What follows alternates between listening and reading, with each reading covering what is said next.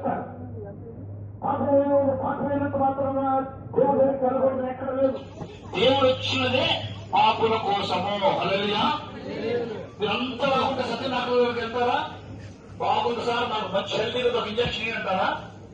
పిచ్చోడు అనుకుంటారు, తీసుకెళ్లి ఇక్కడ హాస్పిటల్ వేస్తారు. అనారోగ్యం ఉన్నప్పుడే రోగులకే వైద్యుడు, కానీ ఆరోగ్యవంతులకు వైద్యుడు అక్కర్లేదు.